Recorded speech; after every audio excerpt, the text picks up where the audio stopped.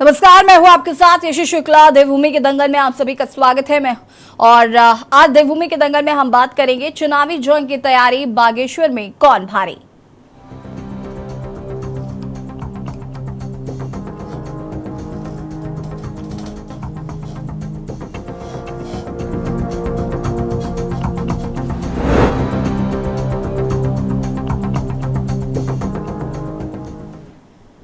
बागेश्वर में होने वाले उपचुनाव को जीतने के लिए बीजेपी कांग्रेस ने पूरी ताकत झोंक दी है। प्रदेश में भारी बारिश से भले ही सामान्य पारा नीचे आ गया हो, लेकिन बागेश्वर उपचुनाव ने सियासी पारे को काफी बढ़ा दिया है।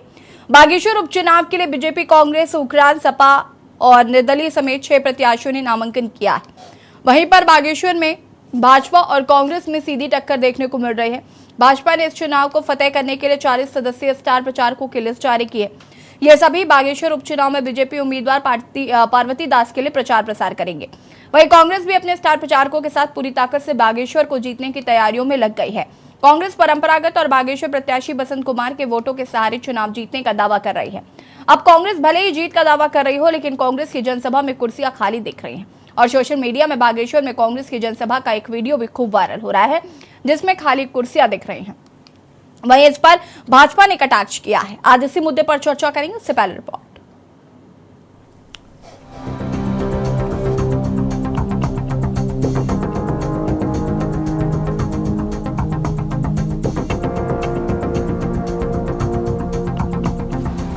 बागेश्वर में होने वाले उपचुनाव को जीतने के लिए बीजेपी कांग्रेस ने पूरी ताकत झोंक दी है। प्रदेश में भारी बारिश से भले ही सामान्य पारा नीचे आ गया हो, लेकिन बागेश्वर उपचुनाव ने सियासी पारे को काफी बढ़ा दिया है। बागेश्वर उपचुनाव के लिए बीजेपी, कांग्रेस, उक्रांद, सपा, उपपा, निर्दलीय समेत 6 प्रत्याशियों के नामांकन किया गया है।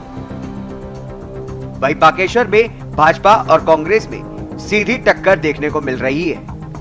भाजपा ने इस चुनाव को फतेह करने के लिए 40 सदस्यीय स्टार प्रचारकों की लिस्ट जारी की है। ये सभी बागेश्वर उपचुनाव में बीजेपी उम्मीदवार पार्वती दास के लिए प्रचार प्रसार करेंगे। वहीं कांग्रेस भी अपने स्टार प्रचारकों के साथ पूरी ताकत से बागेश्वर को जीतने की तैयारियों में लग गई है। कांग्रेस परंपरागत और बागेश्वर प्रत्याशी बसंत कुमार के वोटों के सहारे चुनाव जीतने का दावा कर रही है। देखिए, भारतीय जनता पार्टी जब चुनाव लड़ती है तो गंभीरता से लड़ती है। इस चुनाव को हम जीतने वाले हैं, ये सभी कह रहे हैं। प्रदेश की सभी जनता कहती है कि भारतीय जनता पार्टी ही चुनाव जीतेगी, लेकिन उसमें गंभीरता सिर्फ भारतीय जनता पार्टी की ही दिखाई देती है। हमने सबसे पहले अपने प्रत्याशी का अनाउंसमेंट किया। हमने सबसे पहले अपने 188 बूथों पर बूथ पालक, अपने संयोजक, अपने शक्ति केंद्रों के संयोजक, प्रभारी नियुक्त किए। मंडलों पर हमने प्रभारी और काम बांटा है। सभी सांसद और विधायक उस पर काम कर रहे हैं। इसी तरीके से जो 40 हमारे स्टार प्रचारक हैं, जिन्होंने उस क्षेत्र में प्रमुखता से काम करना है, जिनकी वहाँ रैलियाँ होनी है, छोटी सभाएं होनी है, नुक्कड़ सभाएं होनी है, ऐसे सभी नेताओं की लिस्ट जारी कर दी गई, क्योंकि ये चुनाव आयोग के लिए आवश्यक होता है कि कौन कौन नेता आपके वहाँ चुनाव में रहने वाले हैं। इसलिए महत्वपूर्ण है। हम निश्चित रूप से हमारी भी कल सूची जारी हो गई है। 40 स्टार प्रचारक हमारे भी हैं। हमारे उसमें पूर्व मुख्यमंत्री जी हैं, पूर्व मंत्रीगण हैं, पूर्व विधायकगण हैं, वर्तमान विधायकगण हैं, प्रदेश के अध्यक्ष जी हैं, नेता प्रतिपक्ष हैं। सारे लोग लगा के हमने 40 चारों फ्रंटल के अध्यक्ष हैं, सबको स्टार प्रचारक हमने ही बनाया है और उसकी सूची हमने चुनाव आयोग में कल जमा कर दी है और हमारी सूची भी आपके सामने आ गई है। और हम पूरे जोश खरोश के साथ बागेश्वर में कार्यकर्ता चुनाव को लड़ेगा। ये चुनाव कार्यकर्ता का चुनाव होगा। समाजवादी पार्टी बागेश्वर उपचुनाव में क्षेत्रीय मुद्दों को लेकर उतरी है। जैसे कि सबसे पहले तो हम बागेश्वर सीट को जो है ओबीसी घोषित करवाना चाहते हैं। जैसे उत्तरकाशी को इन्होंने ओबीसी सीट घोषित कर दिया है और प्रतापनगर को ओबीसी कर दिया है, क्योंकि बागेश्वर में अगर ओबीसी सीट घोषित होती है तो उसमें 27% आरक्षण का ब्राह्मण, क्षत्रिय, इन्हें सबको लाभ मिलेगा। तो आज इन लोगों को तो कोई लाभ ही नहीं मिल रहा है आरक्षण का। और सबसे पहला मुद्दा तो हमारा ये होगा रोजगार का, कि बागेश्वर में जो है मिनी सिडकुल बनाया जाए, जिससे लघु उद्योगों को वहाँ पे बढ़ावा दिया जाएगा, तो लोगों को रोजगार का ज़्यादा महत्व मिलेगा। आपको बता दें कि बागेश्वर में 5 सितंबर को वोटिंग होगी, जबकि 8 सितंबर को मतगणना होगी। जानकारी के अनुसार बागेश्वर में 1,18,225 मतदाता हैं। इनमें 60,045 पुरुष और 58,180 महिला वोटर हैं। सर्विस मतदाताओं की संख्या 2,207 है। सभी राजनीतिक दल बागेश्वर में जीत का दावा कर रहे हैं, लेकिन कांग्रेस की जनसभा का एक वीडियो सोशल मीडिया पर खूब वायरल हो रहा है, जिसमें खाली कुर्सियां दिख रही हैं। वहीं इस पर भाजपा ने कटाक्ष किया है। तो रैली का सैलाब देखा, और जब मैं वहां पर गया था बागेश्वर में, सारे मंच बड़े हुए थे।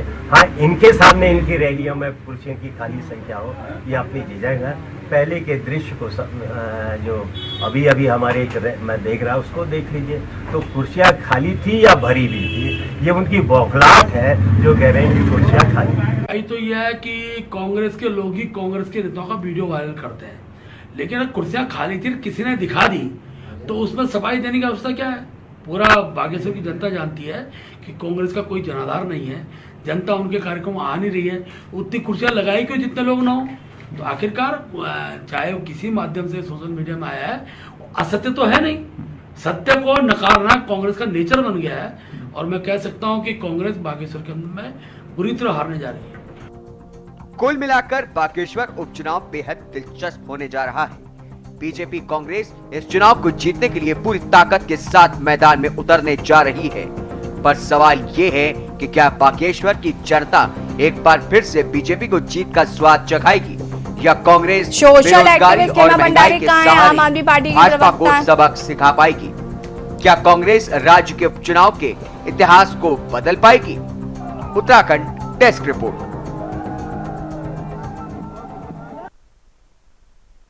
जी हाँ, तो उपचुनाव की तैयारियां जो हैं वो दोनों पार्टियों की तरफ से तेज कर दी गई है, क्योंकि मुख्य आपस में अगर हम बात करें जो टकराव है वो भारतीय जनता पार्टी और कांग्रेस के बीच में है। अगर हम बात करें कांग्रेस की, तो कांग्रेस ये दावा कर रही है कि भारतीय जनता पार्टी ने कुछ भी नहीं किया है, और बेरोजगारी, महंगाई, पलायन, उत्तराखंड के बहुत सारे ऐसे मुद्दे हैं जिनको लेकर जनता कहीं ना कहीं बीजेपी को हराने का काम करेगी। बीजेपी का दावा है कि चंदन राम दास जी ने बहुत विकास किया है बागेश्वर का। ऐसे में बागेश्वर के विकास के नाम पर जरूर उनकी जो पत्नी पार्वती दास हैं वो उपचुनाव में खड़ी हैं, उनको वोट देंगे। चर्चा आज हम इसी पर करेंगे, क्योंकि सभी ने अपनी अपनी तैयारियां तेज कर दी हैं, और कांग्रेस जहां एक और जीत की तार ठोक रही है, तो वहीं दूसरी ओर बीजेपी भी इसमें अपने आप को कम नहीं समझ रही है। सुभाष झा जी वरिष्ठ पत्रकार हमारे साथ जुड़ चुके हैं, शांति प्रसाद भट्ट जी हमारे साथ जुड़ चुके हैं, यूकेडी के प्रवक्ता हैं, हेमा भंडारी जी हमारे साथ जुड़ चुके हैं, आम आदमी पार्टी की प्रवक्ता हमारे साथ जुड़ चुके हैं, राजेंद्र जी हमारे साथ जुड़ चुके हैं, कांग्रेस से बहुत बहुत स्वागत है। राजेंद्र जी, शुरुआत आपसे ही करूंगी मैं। बागेश्वर उपचुनाव जो है वो कहीं ना कहीं बहुत महत्वपूर्ण माने जा रहे हैं, क्योंकि लोकसभा के चुनाव भी हैं। दिशा दशा आगे की कहीं ना कहीं इससे पता चलेगी कि जनता का मूड क्या है या जनता का मन क्या है। कांग्रेस पूरी तरीके से तैयार नजर आ रही है इन चुनावों को लेकर। सबसे पहले हम तैयारियों पर अगर बात करते हैं तो कांग्रेस की क्या तैयारी है? क्योंकि एक जो वीडियो वायरल हुआ उसमें जो खाली कुर्सियां दिखाई गई, उसका कहीं ना कहीं बीजेपी उपयोग कर रही है और ये बताने की कोशिश कर रही है कि कांग्रेस को कोई सुनना नहीं चाहता। नहीं, ऐसा नहीं है। जब हमारे कैंडिडेट बसंत कुमार नामांकन करने गए तो इतनी भारी तादाद में जन सैलाब वहां उमड़ा। दूसरी चीज, कांग्रेस मुद्दों के साथ चुनाव में जा रही है, और कांग्रेस के पास इतने शानदार मुद्दे हैं कि उन मुद्दों के आधार पर मुझे पूरा यकीन है कि बागेश्वर की जनता कांग्रेस को आशीर्वाद के रूप में जीत देगी। आज महंगाई इतना बड़ा मुद्दा है, अंकिता भंडारी बहुत बड़ा मुद्दा है कि पहाड़ में उस उत्तराखंड, जिसकी जो हमारी महिलाएं हैं मातृ शक्ति है, उसके प्रयासों से सही मायने में इस राज्य को, अगर ये इस राज्य का जन्म हुआ है तो इस राज्य की महिलाओं का उसमें बहुत बड़ा योगदान है। चिपको आंदोलन में यहाँ की महिलाओं का, मातृ शक्ति का बहुत बड़ा योगदान। आज महंगाई है, गैस सिलेंडर 1100 को क्रॉस हो गया, चीनी 50 रुपये होगी, पेट्रोल 100 रुपये हो गया, दालें 200 के करीब हैं, रोजगार है नहीं। ये सरकार जो है 6 साल में अगर किसी फ्रंट पे फेल हुई है, जो कि एडमिनिस्ट्रेटिव पहलू है, वो है रोजगार। इस सरकार ने जितनी भी सरकारी गैर सरकारी नियुक्तियां थी, या तो वो घोटाले की भेंट चढ़ गई, भर्ती घोटाला, पेपर लीक या सरकार की निष्क्रियता के कारण युवाओं को रोजगार में मौका नहीं। पिछले 6 साल में यशी मैं आपके माध्यम से बताना चाहूंगा, पहले गढ़वाल राइफल्स की, आर्मी की, कुमाऊं रेजिमेंट की पहाड़ पे भर्ती होती थी उत्तराखंड के हिली एरियाज में। पिछले 5 साल में कुछ नहीं हो रहा। दूसरी चीज क्या है कि आज उत्तराखंड राज्य जो है वो एक छोटा राज्य है जिस पे इतना ज्यादा कर्ज हो गया कि कर्ज पिछले 6 साल में दुगने से भी ज्यादा चला गया। तीसरी चीज क्या है कि उत्तराखंड एक जल विद्युत उत्पादन राज्य है। यहाँ जो है इतनी बिजली बनती है जिससे हम अपने डोमेस्टिक कंजम्पशन को पूरा करने और बाहर बेच भी दें। आज हमारे यहाँ 7 रुपए यूनिट बिजली होगी। तो इतनी विफलताओं के साथ भाजपा जो है वहां जा रही है। और अब ये इनके प्रधानमंत्री, देश के प्रधानमंत्री जी जो हैं, उन्होंने नारा दिया कि मैं परिवारवाद के खिलाफ हूँ और टिकट दे दिया दिवंगत मंत्री जी की पत्नी को। तो क्या ये परिवारवाद नहीं है? उसका तो एक तर्क भी दिया कि जनता ने 5 साल के लिए चंदन रामदास जी को चुना था और रामदास जी की मृत्यु के बाद उनकी पत्नी को टिकट इसीलिए दिया गया क्योंकि 5 साल है, ये उपचुनाव है। तो ये परिवारवाद कैसे हुआ? ये जो चुनाव जनता ने किया था चंदन रामदास जी का, वो भाजपा के उम्मीदवार के रूप में किया था या चंदन रामदास के खानदान को चुना? नहीं, इसका तर्क तो वो यही दे रहे हैं ना कि हमने 5 साल का समय अगर उनको मिला। नहीं, ऐसा तो है नहीं कि चंदन रामदास जी ने अपनी सीट छोड़ दी और पार्वती दास जी या गौरव दास को उन्होंने रामदास जी ने बोला था कि नहीं इन्हें ही टिकट देना है। उन्होंने कहा कि सीट खाली हुई क्योंकि उनकी आकस्मिक मृत्यु हो गई, जिसकी वजह से 5 साल तो पूरे करने ही है ना। उसके बाद वो परिवारवाद को आगे बढ़ाए या ना बढ़ाए वो बात की बात। मैं मानता हूं कि उनकी आकस्मिक मृत्यु हुई, लेकिन it is one of the case of परिवारवाद। अगर नहीं है तो आप कहिए कि ये परिवारवाद नहीं है, कारण कुछ भी हो। कारण तो जो है राजीव गांधी नहीं रहे तो उनकी पत्नी आ गई और आज उनका बेटा है राजनीति में, तो वो परिवारवाद है। अगर इसी तरह यानी ये डबल स्टैंडर्ड नहीं हो सकता। दूसरी चीज, ये महंगाई पे बात करें, ये जो इस समय इतनी बड़ी विपदा आपदा आई है उस पर बात करें, रोजगार पहाड़ में जो है बढ़ता जा रहा है, पलायन बढ़ता जा रहा है। इन मुद्दों पे सरकार जो है, अगर हमारी बहन यहाँ बैठी है भाजपा प्रवक्ता, ये अपना पक्ष रखें, सरकार व्हाइट पेपर जारी करे, क्या है इसमें? अगर मेरे आंकड़े गलत हो, ठीक है, मैं वापस आऊंगी राजेंद्र जी। मैं यहाँ पर रुक करना चाहूंगी सुनीता जी का।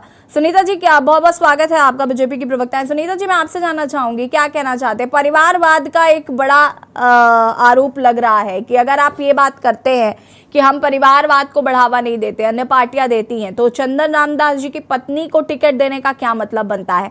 पहला सवाल। दूसरी चीज ये कि जिस तरीके से अब ये बागेश्वर उपचुनाव होने हैं, कहीं ना कहीं से 2024 के लोकसभा चुनाव से जोड़कर इसलिए देखा जा रहा है क्योंकि इससे कहीं ना कहीं ये समझ में आएगा कि जनता के मन में क्या है, और उससे ये पता चलेगा कि जनता अभी भी क्या सोचती है भारतीय जनता पार्टी के बारे में। इस पर भी आपका जवाब चाहूंगी मैं। जी बिल्कुल, देखिए यशी, यहाँ पर परिवारवाद की मैं परिभाषा हमारे राजेंद्र चौधरी जी जो कांग्रेस के प्रवक्ता हैं उनके मुंह से सुन रही थी और बड़ा अच्छा लगा कि जो लोग हमेशा परिवारवाद के हितैषी रहे, जिन्होंने हमेशा ही उसी अम्ब्रेले में कार्य किया और इतनी गुलामी मानसिकता झेलने के बाद अगर वो आज इस शब्द को लेकर चिंतित हैं तो निश्चित रूप से ये बहुत गंभीर समस्या है। और लेकिन जहां उपचुनाव की बात आती है, जहां पे स्थानीय जनता की बात आती है और जहां पर अगर हमने उनके बेटा बेटी को प्रत्याशी बनाया होता या उसको वंश को बढ़ाने के लिए हमने कोई कदम उठाया होता तो निश्चित रूप से वो अधिकृत थे इस बात को बोलने के लिए कि आप परिवारवाद को बढ़ावा दे रहे हो। लेकिन स्थानीय जनता की जो डिमांड थी, जो स्थानीय जनता, क्योंकि पिछले 4 दशकों से स्वर्गीय चंदन रामदास जी वहां पे जनप्रतिनिधि के रूप में जनता के बीच में कार्य कर रहे थे और बार बार आपने देखा था कि पिछली बार जो इलेक्शन था उसमें मात्र चंदन रामदास जी 1 या 2 महासभा में ही जा पाए थे। पूरा का पूरा इलेक्शन वहां की जनता और वहां के कार्यकर्ताओं ने लड़ा था। चंदन रामदास जी 2 बार, सिर्फ मेरे को याद है कि वो 2 बार ही जा पाए थे पूरे इलेक्शन में। आप बताइए, इतनी रैलियां होती हैं, इतने कार्यक्रम होते हैं, सुबह से लेके शाम तक पूरा जनप्रतिनिधि जो है फुर्सत नहीं होती उनके पास।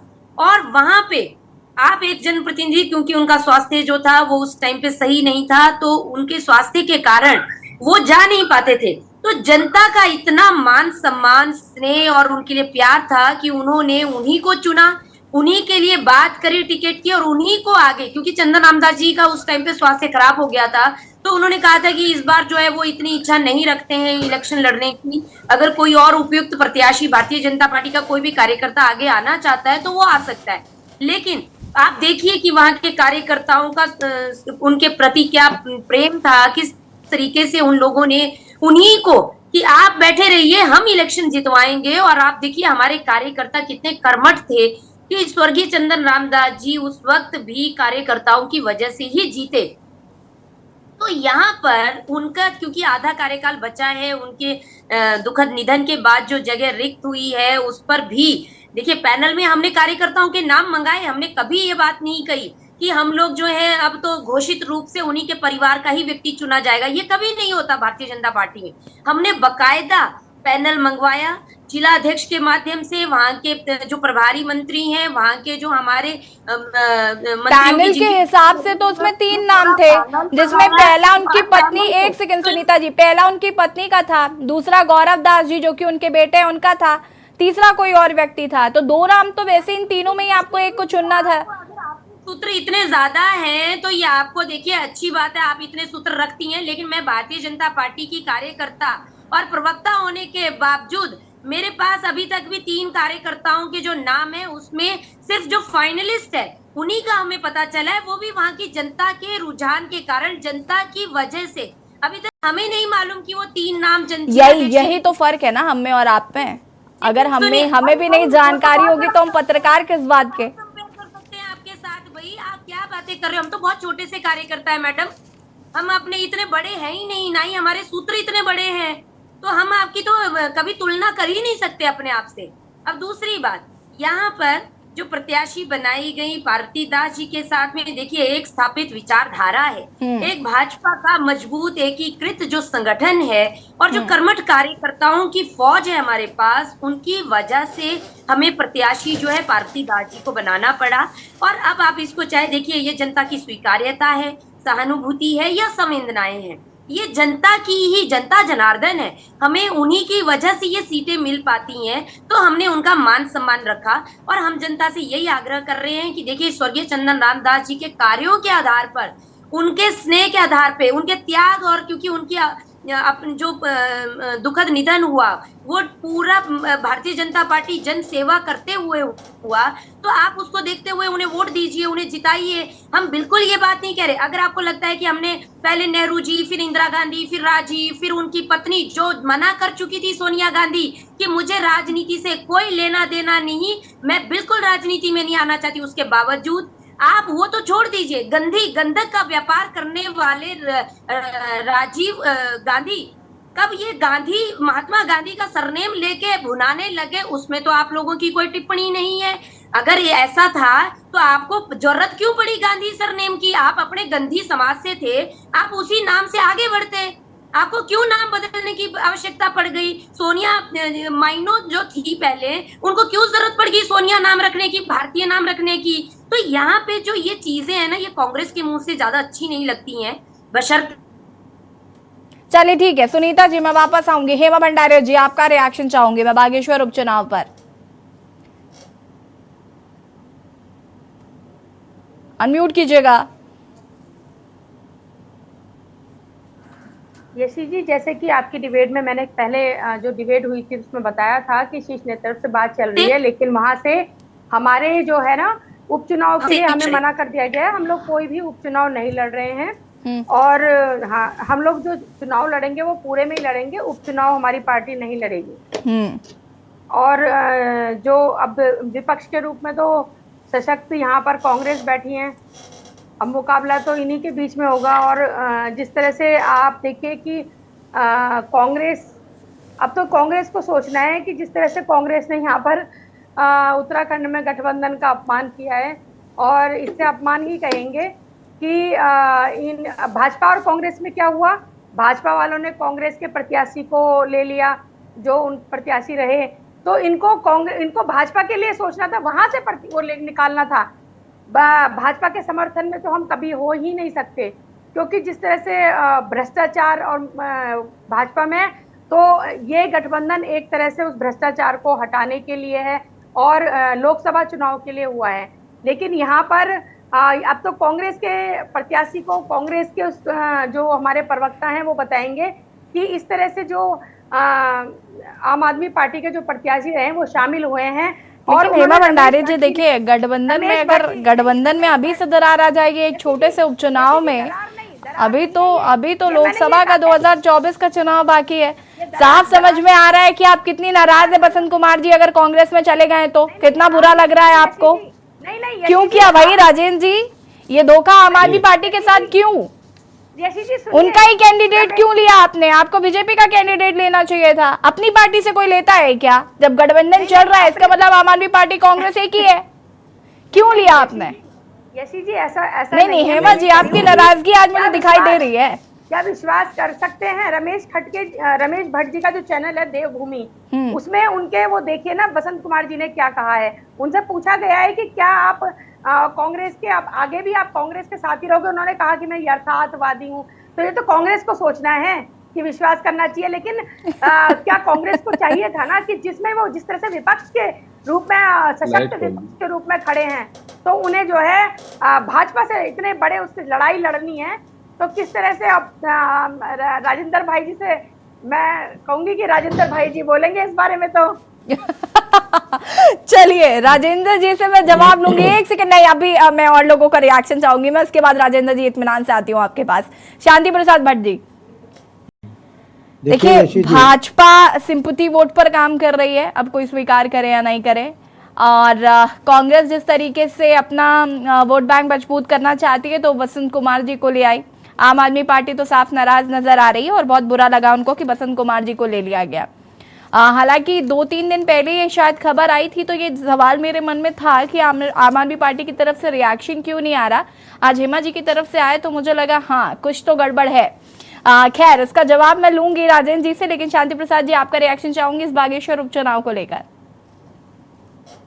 देखो यशी जी, बड़ा साफ है, मैं पिछले 10-15 मिनट से सुन रहा हूँ डिबेट। सभी पार्टियां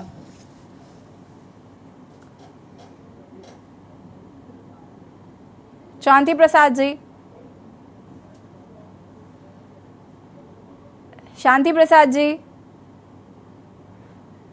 ठीक है, शांति प्रसाद जी के शायद कुछ नेट इशू है। नहीं, नेट आवाज नहीं आ रही क्या? हाँ जी अब आई, बोलिए। मेरा ये कहना है यशी जी कि उत्तराखंड क्रांति दल क्षेत्रीय मुद्दों पर चुनाव लड़ेगा, दबंगता से लड़ेगा। और हमारे मुद्दे क्या होंगे? देखिए, मुख्यमंत्री कार्यालय भ्रष्टाचार में संलिप्त है और मुख्यमंत्री को मजबूरी में अपने ही प्यारों के ऊपर मुकदमा दर्ज करना पड़ा उपाध्याय में, वो करोड़ों के घोटालों में संलिप्त है। इसको हम मुद्दा बनाएंगे। उत्तराखंड के अंदर बेरोजगारों पे लाठीचार्ज हुआ है, 307 के मुकदमे लगाए हैं, गरीब को लाठी और बेईमानों को रोजगार। इसको हम उत्तराखंड में बागेश्वर में मुद्दा बनाएंगे। अंकिता बेटी को न्याय नहीं मिला, बचाने वाली भाजपा और उसकी हत्या करवाने वाली भाजपा, हम इसको मुद्दा बनाएंगे। महंगाई की मार, ये भाजपा को याद दिलाएंगे कि 5 किलो गेहूं 5 किलो चावल देकर आपने अगर 5 साल सत्ता पाई है तो आप बताएं कि उत्तराखंड के अंदर ये जो बुरे हाल हुए हैं महंगाई के कारण, उस पर आप क्यों जवाब नहीं दे रहे हो? तीसरा, जिस तरीके से ऑल वेदर रोड भ्रष्टाचार की भेंट चढ़ी और चारों तरफ से दरक गई, पूरा पहाड़ जो है आकाशीय आफत से परेशान है, इस पर सरकार असफल है।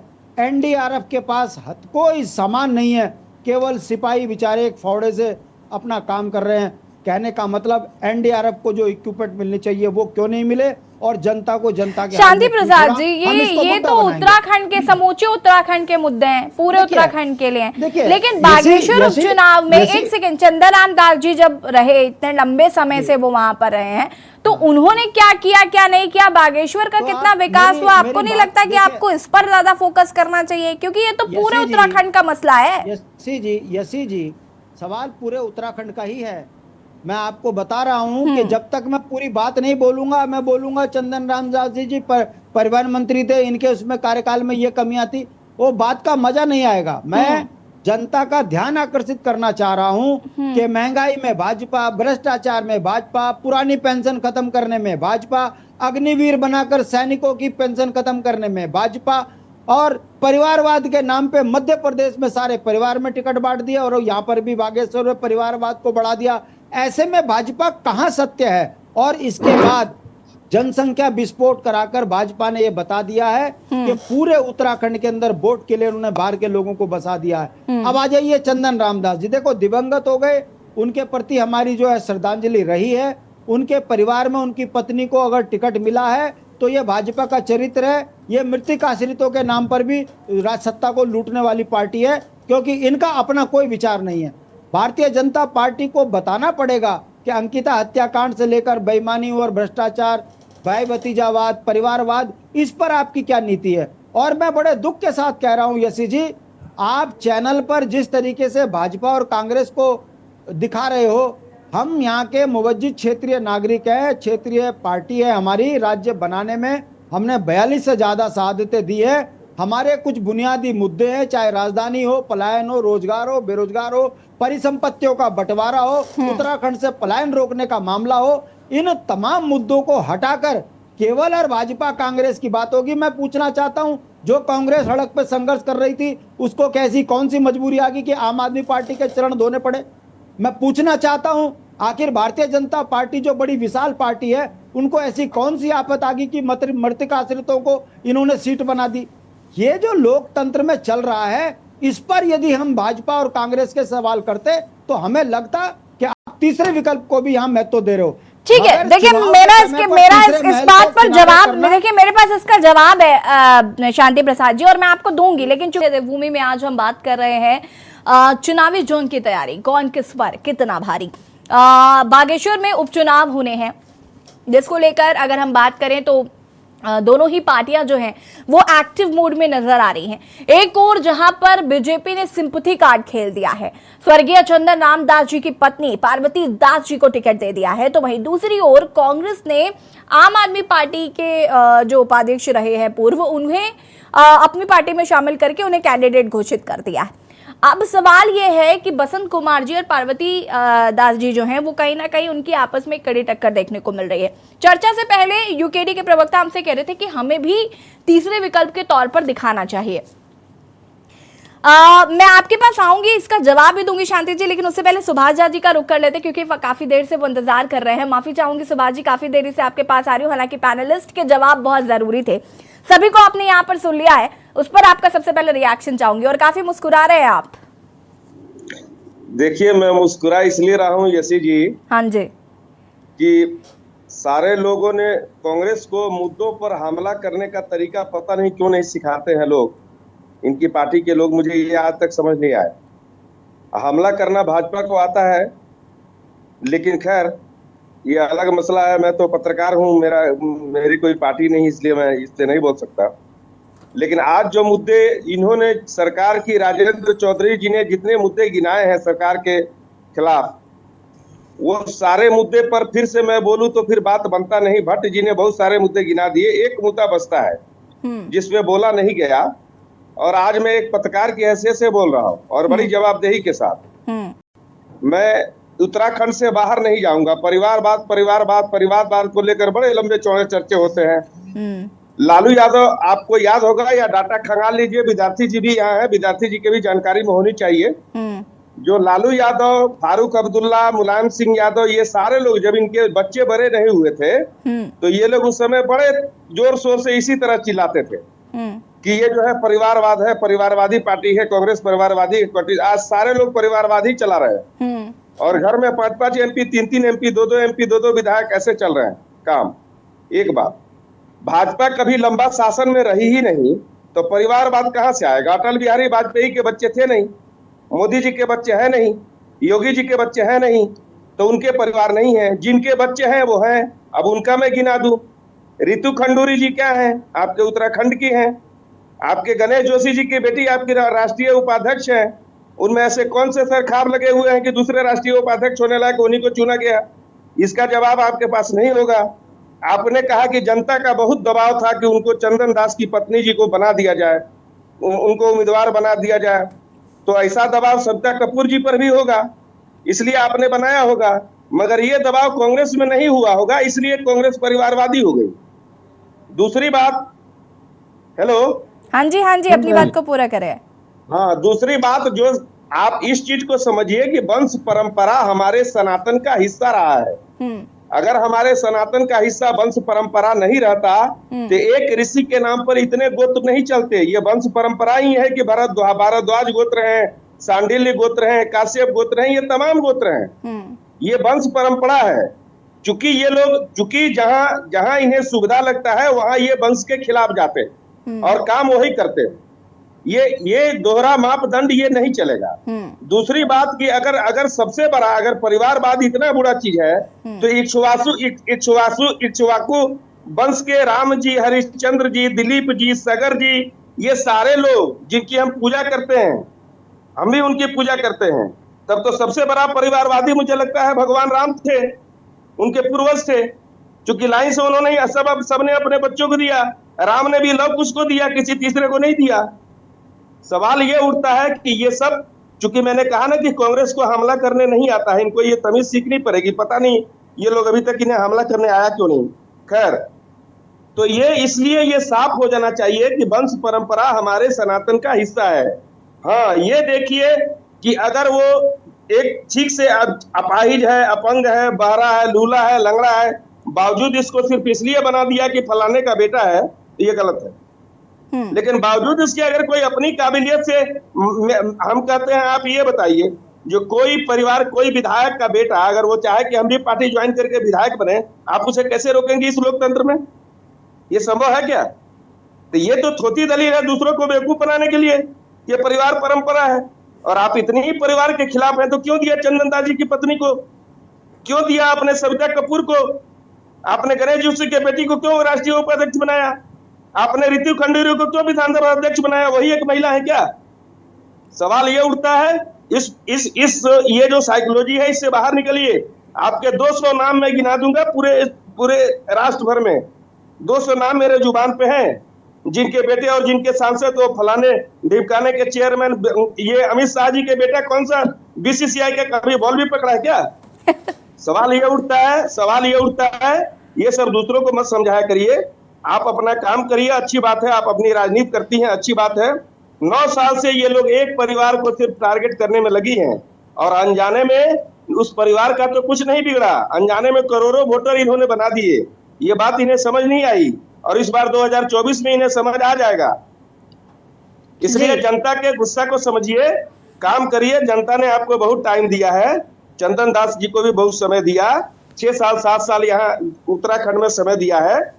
आदरणीय हमारी बहन विद्यार्थी जी ये बताएं कि भाजपा क्या काम करने जा रही है, चंदन दास जी ने कौन कौन से काम किए। हाँ, निश्चित तौर पर आज के डेट में अगर कल वोटिंग हो जाए तो कांग्रेस जीतेगी, लेकिन मुझे इस पर संदेह है कि कांग्रेस में जितनी गुटबाजी है, जितनी अराजकता है, जितनी अव्यवस्था है और जितने इनके पास धारदार नेताओं की कमी है, धारदार तरीके से हमला करने की इनमें कमी है, वो कमी इनको कहीं चुनाव हरा न दे। सुनीता जी अनम्यूट कीजिएगा।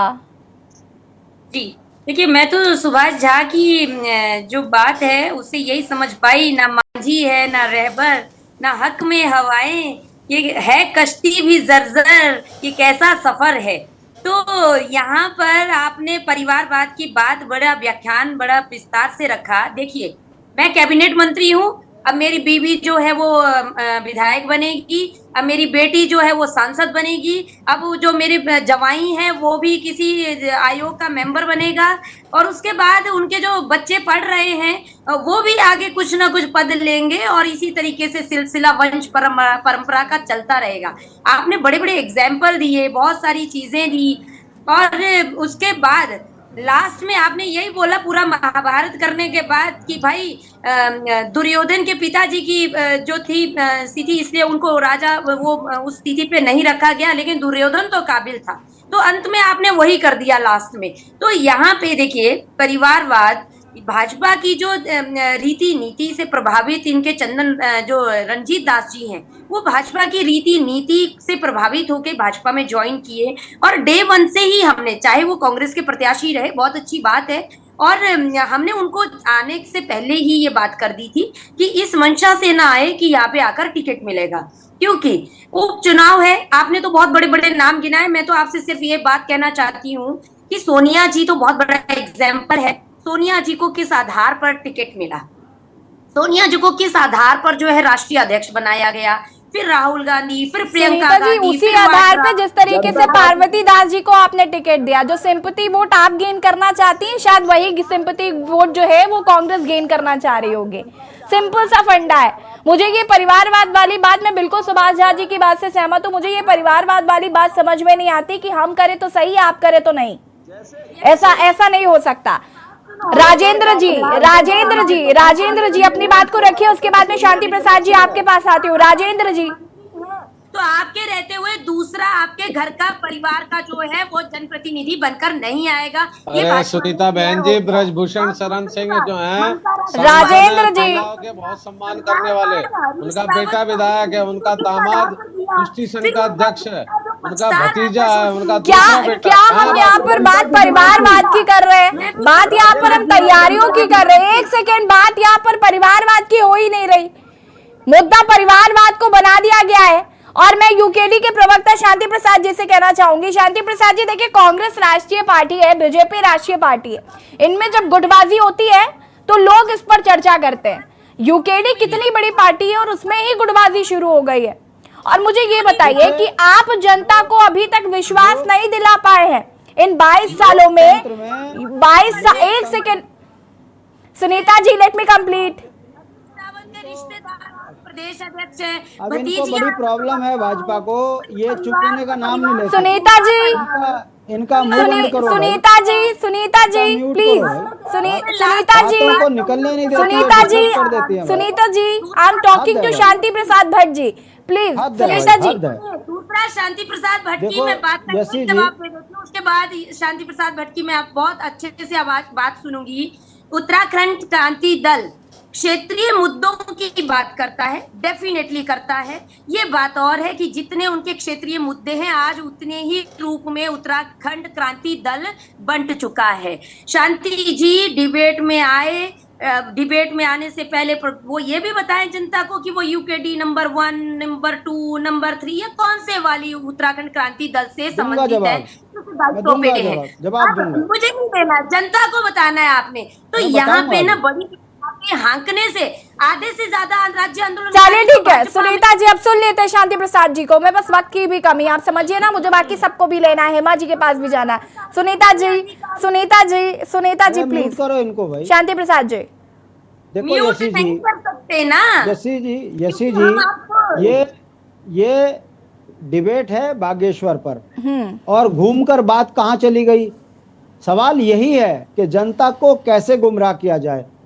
जो भाजपा बेटी बचाओ की बात करती है, मैं जरा सा बस आपको ध्यान दिला दूं कि ब्रजभूषण जैसे गुंडे को तो जो है संरक्षित करती है, और पद्म विभूषण मिला हुआ है, जिसे पद्म विभूषण मिला है, जो पद्म श्री है, अर्जुन अवार्डेड है, वो धरने दे रहे हैं। ये है भाजपा का असली चेहरा। अब आ जाइए उत्तराखंड में। अब ये है उत्तराखंड की कहानी। ये जो बोल है ना, आपसे पूछिए कि आपने उत्तराखंड में कौन सा आंदोलन किया जो आप यहाँ पर भाजपा की प्रवक्ता बनकर आई। शांति प्रसाद जी, सबसे पहले तो आप मेरे प्रश्न का जवाब दीजिए, सबसे पहले आप मेरे प्रश्न का जवाब दीजिए। What I am asking. नहीं, एक सेकेंड सुनीता जी, इस तरीके से डिबेट नहीं हो पाएगी प्लीज। शांति प्रसाद जी, पहले तो मुझे बताइए, उत्तराखंड क्रांति दल कितना बड़ा पार्टी है कि उसमें ही इतने ज्यादा भाग हो गए। आप मुझे बताइए ना, 22 सालों में यूकेडी अभी तक जनता को विश्वास नहीं दिला पाई है। अगर आप आंदोलन से जन्मी पार्टी है तो आखिर जनता आप पर विश्वास क्यों नहीं कर पा रही है? आप कह रहे हैं मीडिया आपको नहीं दिखाता, वो सिर्फ कांग्रेस बीजेपी की बात करता है। हम आपको याद होगा कि जब से ये शो चल रहा है, मुझे अच्छे से याद है कि हम यूकेडी के प्रवक्ता को जरूर बैठाते हैं, क्योंकि उनकी अपनी राय है और उनको महत्वता देना हमारा फर्ज बनता है। लेकिन यूकेडी अपना जनाधार स्वयं बनाएगी, हम नहीं आके आपका जनाधार बनाएंगे वहां पे। मैं आपको बता दूं कि उत्तराखंड क्रांति दल से निकलकर कोई, हम गैर मान्यता प्राप्त दल हैं, और निकलकर कोई अपनी फ्रस्ट्रेशन निकाल कर कहे कि हम यूकेडी हैं, तो वो यूकेडी नहीं हो जाते। ये समझने वाली जरूरत है। मैं तो ये कह रहा हूं कि हम तो गैर मान्यता प्राप्त दल है, फिर भी संघर्ष कर रहे हैं और संघर्ष कर कर उत्तराखंड के मुद्दों को जिंदा रख रहे हैं। मैं पूछना चाहता हूं कि भारतीय जनता पार्टी भगत सिंह कोश्यारी वाली भाजपा है, निशंक वाली भाजपा है, त्रिवेंद्र वाली भाजपा है, या धामी वाली भाजपा है? इनके यहाँ इतने गुट हैं कि 200 करोड़ में सरकार गिरा देते हैं। ये निर्दलियों पे पैसा लगाकर अपने मंत्री को हराते हैं। ये बता दें कि इनका मुख्यमंत्री खटीमा में क्यों हारा? जिसने खटीमा में हराया वो भी भाजपा वाला था। इनका मुख्यमंत्री हिमाचल में क्यों हारा? भुवन सिंह क्यों हारा? आप बताइए, भुवन चंद खंडूड़ी चुनाव क्यों हारा? अगर आप इसकी तह में जाओगे तो भाजपा के अंदर जो सांप है वही अपने मुख्यमंत्री को हराते हैं। तो दूसरों पे उंगली उठाने से पहले अपने गरेबान पे जाके कि भारतीय जनता पार्टी जो नागपुर के पैसों पे पलती है, वो शांति प्रसाद जी, अब सुनिए, बीजेपी का जो प्लस पॉइंट है वो यही है कि इतनी गुटबाजी होने के बावजूद भी कोई खुलकर नहीं सामने आता। संगठन जो है ना वो मजबूती से काम करता है, डिसिप्लिन अपना ये लोग भूलते नहीं है। अगर एक शब्द, अगर एक स्टेटमेंट आ जाता है तो सीधे दिल्ली पहुंचना पड़ता है, दिल्ली दर्शन करने पड़ते हैं। ये हाल है बीजेपी का।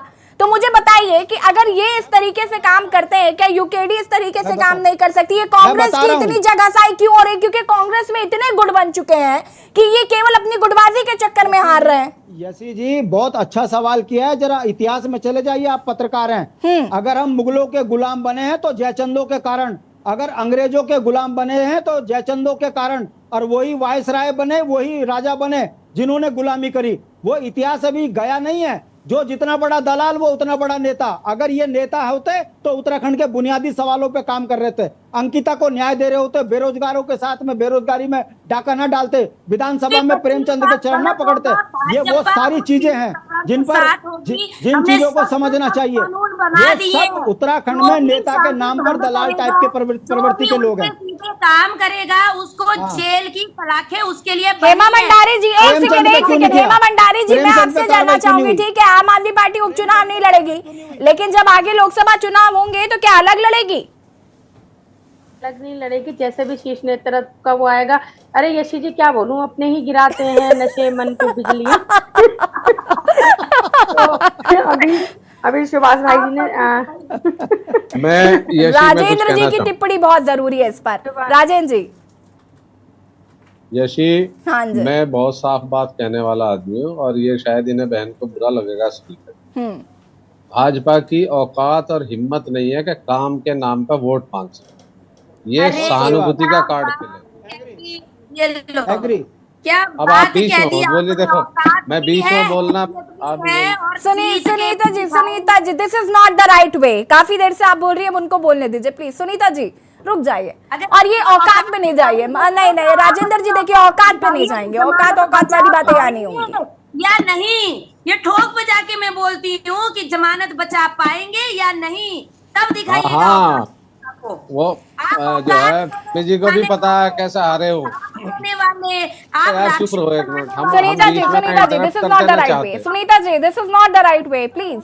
सुनीता जी, सरकारी तंत्र का दुरुपयोग होगा, सरकार का पैसा लगेगा, सारे मंत्री, पूर्व मुख्यमंत्री और अमित शाह का डंडा सब पे रहेगा, सब वहां लगे रहेंगे, बेशुमार पैसा खर्च होगा, और उसके बाद भी चूंकि इन्होंने युवाओं को रोजगार नहीं दिया, अंकिता महिला को न्याय नहीं दिया, मणिपुर की महिलाओं को न्याय नहीं दिया। हेमा भंडारी जी की बात का जवाब क्यों नहीं दे रहे हैं? हेमा भंडारी जी की बात का जवाब क्यों नहीं दे रहे? वो लगातार इस तरीके से गाने गा रही हैं, वो बता रही हैं कि जब अपने गिरा रहे नशेबंद पर बिजलियां। रुक जाए, अरे सुनीता जी एक सेकंड, बहुत सीरियस बात कर रही हूँ मैं यहाँ पर। राजेंद्र जी बताइए जरा, आम आदमी पार्टी का मुझे जानना है कि आम आदमी पार्टी की प्रवक्ता तो बैठे बैठे आज डिबेट में आरोप लगा रही है भाई कि आपने उनके साथ अच्छा नहीं किया, उनके साथ छल हुआ है, धोखा हुआ है। ये मुझे महाभारत की याद दिला रहा है। सुन लीजिए, आम आदमी पार्टी के जो मुख्यमंत्री का चेहरा थे कर्नल साहब, हाँ जी, जब वही भाजपा में चले गए तो आम आदमी में इस समय लीडरशिप नहीं है। जो लोग हैं वो हमारी कांग्रेस से ही गए हुए हैं, चाहे जोत सिंह जी हो। तो आम आदमी पार्टी के साथ गठबंधन क्या सिर्फ इसलिए था क्योंकि वो जो बिल को लेकर बिल में कुछ नहीं हुआ तो अब अलग थलग हो गए, ऐसा? नहीं, अलग थलग नहीं हुए। चुनाव तो इंडिया मिलेगी, इंडिया मिलके लड़ेंगे और देश से जो है जो ये कुतंत्र है ना, इसको हटाने का काम मिलके सभी लोग करेंगे। देखो मेरी बात सुन लीजिए। उत्तराखंड की है यशी जी, उत्तराखंड की। यशी जी, कांग्रेस ने अपना स्टैंड इंडिया के पहले ही दिन अपनी प्रेस में जाहिर कर दिया था कि कांग्रेस ना तो प्रधानमंत्री बनना चाहती है, ना कांग्रेस अपना कैंडिडेट देना चाहती है। ठीक है। कांग्रेस इस देश के युवाओं के लिए, जिन महिलाओं को वहां निर्वस्त्र करके देखो घुमाया गया, एक भाजपा की महिला नहीं बोली पूरे देश में। महिला और बाल विकास मंत्री नहीं बोली, गैस पे कोई नहीं बोल रहा। फालतू बात करना छोड़ दीजिए, ये फालतू बात करना छोड़ दीजिए। का इससे क्या लेना देना, मुझे बताइए। बागेश्वर चुनाव की बात करें तो बेहतर होगा। सत्र जो है उस दिन ज्ञान रखिए थोड़ा बहुत, हर जगह राजनीति। ज्ञान ले लेंगे आपसे, ज्ञान लेंगे। इनका 1 पॉइंट प्रोग्राम है यशी, ये सिर्फ हिंदू मुसलमान के नाम पे वोट मांग रहे हैं, ना इन्होंने पहाड़ में युवाओं को रोजगार दिया। कितने लोग, जितने राजेंद्र जी मुझे जरा बागेश्वर का बताइए ना प्लीज, मैं बागेश्वर का जानना चाहती हूँ। आप लोग ये क्यों नहीं समझ रहे? उत्तराखंड के जो लोकसभा चुनाव होंगे तब हम सारे मुद्दों पर बात करेंगे। मुझे ये बताइए ना बागेश्वर का क्या? हेमा भंडारी जी इतनी बड़ी बड़ी बातें कर रही हैं, उनका भी जवाब नहीं दे रहे राजेंद्र जी आप। और आपकी गुटबाजी जिसका जिक्र सुभाष झा जी ने किया, आपकी गुटबाजी कहीं आपको ले ना डूबे, इस पर भी तो ध्यान दीजिए। इनके साथ डिबेट करना मुश्किल है, इनके लिए अंकिता बेटी हमारी भी बेटी है, हम भी चाहते हैं। आज देखिए क्यों नहीं नाम खोल रहे उसका? 15-16 आपकी सरकार क्यों नाम नहीं खोल रही? जितने पेपर लीक हो रहे हैं राजेंद्र जी और सुनीता जी प्लीज, ये डिबेट अलग दिशा में जा रही है। हम अंकिता भंडारी की बात नहीं कर रहे इस डिबेट में, फॉर गॉड सेक। राजेंद्र जी और सुनीता जी, हम नहीं बात कर रहे अंकिता भंडारी हत्याकांड की, हम बात कर रहे बागेश्वर की। मुझे समझ में नहीं आ रहा कि बागेश्वर चुनाव में अंकिता भंडारी की हत्याकांड का क्या लेना देना है। मुझे बताइए ना कि क्या चल रहा है, और ये गुटबाजी पर बात क्यों नहीं? सुनीता जी अगर आप चुप रहेंगी तो मैं राजेंद्र जी से सवाल पूछ पाऊंगी। अपराधी अगर रेपिस्ट होगा, भाजपा का अगर रेपिस्ट होगा तो ही आप लोग प्लीज आपस में ही कंटिन्यू कर लीजिए, मैं सवाल पूछना बंद कर देती हूँ। बहुत शर्म की बात है, ये रेप वाली जो व्यवस्था है ना, ये खत्म होनी चाहिए इंडिया से। इसके लिए होते रहे, रेप होते रहे, इसका मतलब ये कहना चाह रही हैं आप? नहीं, आप बोल रहे हो खत्म होनी चाहिए, यानी कि आवाज ना उठाएं, आवाज ना उठाएं। जैसे आप लोग चुप हो जाते हो, मुंह बंद कर लेते हो महिलाओं के साथ में, क्योंकि डबल इंजन की सरकार किसकी है? डबल इंजन की सरकार किसकी है? डबल इंजन की सरकार किसकी है? डबल इंजन की सरकार में आप लोग मुंह बंद। सुभाष जी अंतिम रिएक्शन आपका लूंगी मैं इस पर, बागेश्वर चुनाव पर। यूकेडी कहीं ना कहीं देखिए, आज यूकेडी के प्रवक्ता मुझे काफी नाराज नजर आए मीडिया से भी, क्योंकि उनको ऐसा लगता है। सुभाष जी आप सुन पा रहे? चुप हो तब तो मैं बोलूं। सुभाष जी एक चीज बस एक लाइन बोलनी है जी। मैं बोलूं क्या? अरे यशी जी एक लाइन। जी बोलिए हेमा जी। आपके चैनल के माध्यम से प्रधानमंत्री जी तक, यशस्वी प्रधानमंत्री जी तक बहनों की बात पहुंचा दीजिएगा कि आज तीज का त्योहार है, आज जरा महंगाई कम करवा दीजिए बहनों के लिए। पिछले 1 साल से एक ही मुद्दा पकड़ा हुआ है। हेमा जी और सुनीता जी को प्लीज म्यूट किया जाए। सुभाष झा जी, हेलो। मेरा सवाल सुन लीजिए। मैं यूकेडी की इंपॉर्टेंस की बात कर रही हूँ, क्योंकि शांति प्रसाद भट्ट जी ये चाहते हैं कि मीडिया उनको इंपॉर्टेंस नहीं दे रही है। लेकिन जैसा कि मैंने कहा कि जनता में वो खुद विश्वास नहीं जता पा रहे, और हमें लगता है हम कांग्रेस बीजेपी की बात करते हैं लेकिन यूकेडी की बात नहीं करते हैं। आप अपनी बात को ना पूरा कर सकते हैं आप। देखिए, यूकेडी की अपनी समस्या है, वो आज से नहीं है, वो शुरू से है, ये भी जानते हैं, हमारे भट्ट भाई ज्यादा जानते हैं। यूकेडी में एनर्जेटिक लोगों की कमी नहीं है और ना ही क्रांतिकारी लोगों की कमी है, लेकिन सारे क्रांतिकारी और सारे ऊर्जस्वी लोग एक ही जगह इकट्ठे हो गए हैं, इसलिए थोड़ा सा ढनमन होता रहता है। खैर, उसमें बाद में जाएंगे। अब रह गई बात, मुद्दे पे आते हैं। बागेश्वर चुनाव में अभी तक जो तमाम लोगों का गुस्सा, लोगों की नाराजगी, ये सब कुछ कांग्रेस के पक्ष में है। लेकिन ये मतदान में तब बदलेगा जब जिस तरह पन्ना प्रमुख के लेवल पर भाजपा काम करती है। भाजपा 3 लेयर में काम करती है। एक लेयर काम करता है जो चुनाव को मैनेजमेंट करता है, एक लेयर है जो लोगों के बीच रैलियों का काम करता है, तीसरा जो मैनेजमेंट देखता है बूथों का। इस लेवल पर क्या ये काम कर रहे हैं? और इनके साथ 2-3 और चुनौतियां भी हैं। ये तमाम मुद्दों के बावजूद, ये तमाम गुस्सा के बावजूद, ये राजेंद्र भाई को मैं बता रहा हूँ कि आपके लिए चुनावी मुद्दा एक तो पूरा शासन प्रशासन केंद्र से लेकर के राज्य तक भाजपा है, तो जाहिर है उसका प्रभाव कुछ न कुछ पड़ेगा आपके इस चुनाव पर। तो आप उसके लिए भी अपनी क्या तैयारी कर रहे हैं ये भी सोच लें। तीसरी बात, जो पूरी की पूरी फौज, जिस समय फोन और नेटवर्क नहीं था उस समय गणेश जी को दूध पिला सकते थे, तो ये संभव है कि 24 घंटा पहले कोई तीसरा रूमर उड़ जाए और उस दिन हनुमान जी दूध पीने लगे, ये संभव है। तीसरी बात, जो आपके लिए कार्यकर्ता लेवल पर आप अपनी गुटबाजी को खत्म करके लोगों के बीच ये मैसेज देने का काम करें। सारे विरोधी नेता जितने गुटबाजी के नाम पर अलग अलग गिने जाते हैं, उन सबको इकट्ठे करके एक जगह आप लोग घूमे, तो मुझे लगता है कि ये उपचुनाव कांग्रेस जीतेगी, नहीं तो फिर भाजपा का जीतना तय है। हेमा भंडारी जी, लेकिन मैं फिर भी अंत में आपसे कहना चाहती हूँ कि आम आदमी पार्टी के प्रति मेरी गहरी संवेदनाएं हैं और मैं उम्मीद करती हूँ कि आगे आम आदमी पार्टी बेहतर प्रदर्शन करेगी। माफ कीजिएगा राजेंद्र जी, वक्त की कमी। आप सभी का बहुत बहुत शुक्रिया चर्चा में शामिल होने के लिए। और देवभूमि के दंगल में आज हम बात कर रहे थे बागेश्वर में होने वाले उपचुनाव को लेकर, जहां पर बीजेपी अपनी ताल ठोक रही है, तो वहीं पार्वती दास जी को टिकट दिया गया है, जो कि स्वर्गीय चंदन राम दास जी की पत्नी है। कहीं ना कहीं सिंपैथी वोट मिल सकता है बीजेपी को, लेकिन कांग्रेस पूरी तैयारी से है, क्योंकि जितने भी मुद्दे हैं कांग्रेस उनको बखूबी उठा रही है। लेकिन जो डिबेट में लगातार कहा जा रहा था कि जो गुटबाजी है कहीं ना कहीं वो इन पर भारी पड़ सकती है, उसमें रोकथाम करनी पड़ेगी। एक संदेश देना पड़ेगा कि हमारे अंदर गुटबाजी नहीं चल रही है, या हम एक संदेश एक साथ काम कर रहे हैं। ये मैसेज कांग्रेस देगी तो जरूर जीत हासिल कर सकती है, लेकिन उससे पहले ये गुटबाजी खत्म करना जरूरी है। देवभूमि के दंगल में फिलहाल इतना ही। देखते रहिए के न्यूज़। नमस्कार।